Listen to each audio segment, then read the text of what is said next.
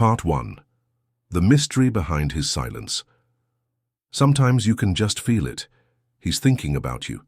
You see it in the way he looks at you, the way he lingers around, the way his eyes soften. And yet, he says nothing. He doesn't call. He pulls away. He stays silent. Why? This isn't just another relationship tip video. Today we're diving into this silence through the lens of Carl Jung's psychology, because what often looks like indifference on the surface can actually be a sign of deep internal conflict. According to Jung, our conscious mind is just the tip of the iceberg. The real motivations, fears, and longings lie beneath, in the unconscious. So when someone says nothing, it doesn't always mean they feel nothing. In fact, that silence can be full of tension, emotion, and even longing, just hidden away, even from themselves. Why would a man think of you, but not reach out? Maybe because every thought of you activates a part of himself he's not ready to face. Maybe your presence stirs something he's buried, something he doesn't yet understand. This video isn't about giving you tricks to make him speak. It's about helping you understand the deeper layers of him, and maybe even of yourself. Because silence is not always rejection. Sometimes it's protection, sometimes it's confusion, and sometimes it's a quiet transformation waiting to unfold. What if his silence isn't emptiness, but something deeply human, deeply conflicted, and strangely connected to you? Part 2. Why emotions are repressed. A Jungian view. To understand his silence, we need to talk about repression. According to Carl Jung, not everything we feel becomes conscious. In fact, much of what we feel, especially when it's intense or confusing, gets pushed down into what he called the shadow, the hidden part of the psyche, where unwanted emotions, fears, and impulses live. For many men, vulnerability has been trained out of them. From an early age, they're told not to cry, not to show fear, not to feel too much. So what happens when someone like you enters the picture, someone who evokes real emotions? Those feelings don't simply disappear, they get repressed. Repression isn't the same as forgetting. It's more like locking a door in your mind and pretending there's nothing behind it. But the truth is, those locked-away feelings don't vanish. They become unconscious behaviors, like avoidance, silence, or emotional withdrawal. So if he's thinking about you but staying silent, it may be because you've touched something real, something that overwhelms his inner structure, the persona he built to survive, to be strong, to be in control. Jung believed that what we repress doesn't just go away. It waits, and it leaks out in indirect ways, through dreams, body language, and even who we're drawn to. That tension between desire and fear, between expression and repression, is often why someone retreats right when the connection feels most alive. He's not always being cold. He may be caught in a battle with a part of himself he's spent years avoiding. Understanding this is the first step toward compassion for him and for the silence that might not be about you, but about the parts of him he's still afraid to meet. Part 3. Anima, the inner woman in a man's psyche. Carl Jung believed that within every man lives an inner image of the feminine, a psychic force he called the anima. The anima isn't about women in the external world. It's about the emotional, intuitive, and soulful aspects of a man's inner life, the parts he often hides, suppresses, or fears. When a man meets a woman who deeply affects him, it's not always you that he's responding to. It's what you represent. You may mirror his inner feminine, his longing for beauty, connection, creativity, or emotional wholeness. You awaken something inside of him, something unknown, and the unknown can feel dangerous. This is where the silence often begins. The anima acts like a bridge between a man's conscious mind and his unconscious depths. But if he's never learned to cross that bridge, to feel deeply, to reflect, to face his own vulnerability, then you, simply by being near, become a symbol of that inner world he's not ready to explore. He may feel enchanted and terrified all at once, pulled toward you, and yet needing distance. not because of who you are, but because of what you stir within him. In Jungian terms, this is projection. He may project onto you the ideal woman, the healer, the muse, and at the same time, he may fear losing himself in that very image. So his silence isn't always rejection, it's often the sign of a soul intention, a man caught between who he is and who he might become if he allows himself to feel what you awaken in him. Part 4. Fear of attachment. When intimacy feels like a threat. Sometimes the thing we most long for is also the thing we're most afraid of. For many men, emotional intimacy feels like a risk, not because they don't want connection, but because true connection demands a kind of surrender. And surrender threatens the identity they've spent their lives constructing. Jung believed that we each wear a persona, a mask we present to the world. It's who we think we're supposed to be. For many men, that mask is built around control, independence, logic, and strength. But love doesn't respect the mask. It slips beneath it, exposing something raw, uncertain, and deeply human. When a woman touches that inner space, something profound happens. He begins to feel, maybe for the first time in a long time. And that can be terrifying. You might think, if he wants me, why doesn't he just come closer? But closeness, for someone who hasn't felt safe being emotionally open, can feel like losing control. And that loss of control threatens the ego, the part of the self that wants to appear composed, unaffected, untouchable. So what does he do? He pulls away. He goes quiet. Not because he doesn't care, but because caring is what frightens him most. Jung would say this isn't a failure of love, but a natural part of psychological growth. The soul retreats when it's not yet ready for transformation. His silence is a defense, not against you, but against the deep emotional work your presence may demand. And sometimes, a man needs to lose his armor slowly. Part 5. What his silence reflects about you. A mirror of the psyche. In Jungian psychology, relationships are not just about two people. They're about two psyches encountering each other. And what we often miss is this. His silence might not only say something about him, it might say something about you. Carl Jung once said, "Everything that irritates us about others can lead us to an understanding of ourselves." The same is true for longing, confusion, and silence. When someone pulls away from us, especially after showing signs of connection, we often spiral into questions. Did I do something wrong? Why isn't he choosing me? What does his silence mean about my worth? But here's a deeper possibility. What if his silence is a mirror, showing you your own unmet needs, your own fear of abandonment, your own hunger for validation? Jung called this process shadow work, looking at the parts of ourselves we've pushed aside. If his distance makes you feel invisible, perhaps it's pointing toward the part of you that already feels unseen, not by him, but by yourself. If his silence causes anxiety, maybe it's asking you to sit with discomfort without rushing to fix it, to hold space for your own emotions, rather than handing that power to someone else. In this sense, his silence becomes a teacher, not because he's right to be silent, but because your reaction to it reveals something within you that wants to be known.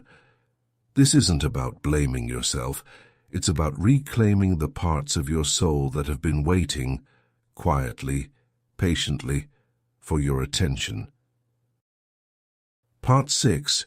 When silence becomes a path to growth. individuation and emotional maturity. Carl Jung believed that the purpose of life isn't comfort, it's individuation.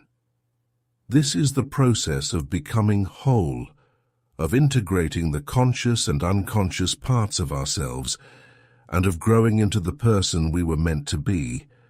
In this light, even something as painful as silence can become part of the path. When he goes quiet, it may feel like rejection. But what if it's actually a pause, a sacred space where something inside both of you is being asked to evolve? Jung saw every emotional tension as a signal that transformation is near. And sometimes, the greatest transformations begin in solitude, in those moments when the other person retreats and we're left alone with the echo of what might have been. If you're experiencing his silence right now, consider this. This may be your individuation moment. Not a time to chase or fix, not a time to abandon yourself in search of someone else's approval, but a time to turn inward, to ask, what part of me is waiting to be seen by me? What do I need to feel whole, with or without his words? Likewise, if he's silent because he's overwhelmed, confused, or awakening to emotions he never processed before, that too is part of his journey. Individuation is often uncomfortable. It involves losing parts of our identity, letting go of illusions and confronting the emotional truths we once avoided. His silence may be part of that journey, and yours too. In the end, the silence isn't empty. It's full of the unknown, and within the unknown lies the potential for growth, not just for love, but for becoming whole. Part 7. What to do with his silence. Responding with strength and grace. Silence is hard. It creates space for overthinking, for doubt, for the echo of all the things you wish you could hear. But Carl Jung offers us another path, one grounded in awareness, not reaction. When someone pulls away, our instinct is to chase, to fill the silence, to do something. But often the most powerful thing you can do is to listen to the silence instead, because within it you will hear not only his absence but your own presence. Jung teaches that real growth happens when we stop outsourcing our worth to others and begin standing rooted in our own center. So rather than asking, "What does his silence mean?" you can ask, "What do I need right now? What kind of connection do I desire? And does this serve that?"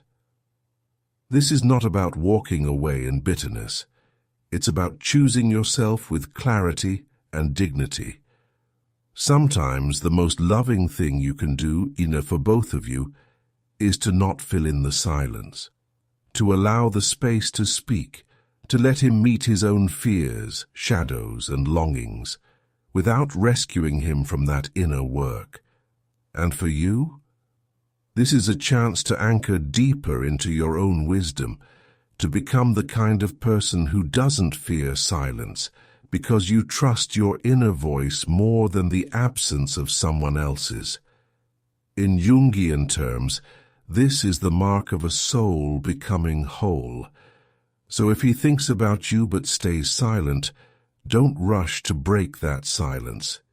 Use it. Grow through it. Let it be the stillness in which you find your own voice. Part 8. Connecting without knowing. Traces in the collective unconscious. Carl Jung believed that we are far more connected than we consciously realize. Beneath our individual minds, he proposed the existence of the collective unconscious, a vast, shared psychic field that carries the emotional patterns, symbols, and stories of humanity. This means that even when someone doesn't speak, even when they pull away, there may still be a psychic thread connecting the two of you.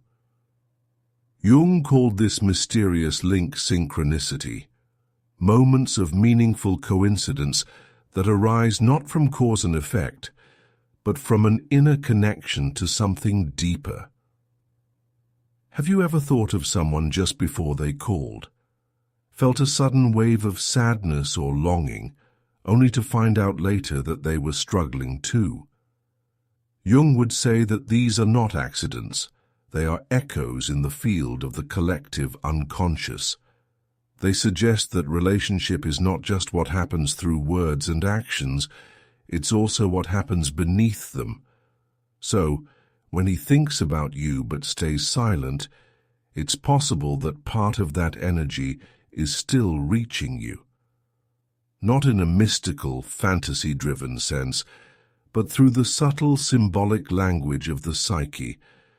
And you may also be reaching him, not with messages or longing, but with your inner presence, your clarity, your growth. Real connection doesn't always require constant contact. Sometimes the most profound ties are felt in quiet ways, as if two souls remember each other even when minds hesitate. This isn't about waiting. It's about trusting that what is true, what is meant, what is real, moves through deeper layers than we can see. Part 9. How to approach the silence. Awareness, not manipulation. When someone you care about goes silent, the temptation is strong to interpret, to control, to say just the right thing to pull them back. But here is where many paths diverge. One leads to manipulation, subtle tactics, seductive messages, strategies to win. The other leads inward, to awareness, to standing still and listening, not to him, but to yourself. Carl Jung warned of the danger of wearing masks, of becoming performers in the theater of desire. He called these masks the persona, the social self we use to be liked, accepted, wanted. But deep love can't survive inside masks. It asks for presence, not performance. So what do you do with his silence? You don't try to decode every word he hasn't said. You don't send messages carefully designed to trigger a response. You don't make yourself smaller just to feel chosen. Instead, you pause. You reflect. You ask, am I trying to get a reaction or am I expressing something true? Is this about him or about my need to be seen? Awareness changes everything. When you step out of the need to control the outcome, you step into real freedom. Not the freedom of forgetting, but the freedom of not being owned by someone else's silence. This doesn't mean you never reach out. But when you do, let it be from a place of truth, not fear, from alignment, not anxiety. Because the more honest you are with yourself, the less power someone else's silence has over you. And that's not indifference, that's integrity. Part 10. Can real connection exist in silence? We often think connection must be loud, words, replies, reassurance. But what if the deepest connection isn't always spoken? Carl Jung believed that the soul communicates through symbols, through dreams, and yes, sometimes through silence. Silence is not always absence. Sometimes it's a threshold, a space between two hearts where something sacred tries to unfold. But we must approach it gently, not with force or fear, but with presence. If he thinks of you but says nothing, it might mean he's in a space he doesn't yet know how to translate into words. It might mean he's avoiding his own reflection, not yours. The question is not, will he come back? The question is, Can you stay rooted in who you are, even when no one else is watching? Because when you choose to remain whole, to walk with dignity through uncertainty, you become the kind of person who doesn't just attract love, you embody it. Not every silence leads to reunion, but every silence can lead to revelation. So maybe the real connection doesn't just survive in silence, maybe it's born there. If this spoke to something deep in you, if you felt seen, understood, or simply a bit more grounded, consider subscribing. This channel explores the inner worlds we rarely talk about through the lens of Jungian psychology, philosophy, and soulful reflection. Subscribe to stay connected, not just with the content, but with your own journey toward meaning and self-awareness. And if someone you know is struggling with silence, share this with them. You never know what wordless bridge it might build. Thank you for watching. Until next time, stay awake, stay kind, and stay close to your truth.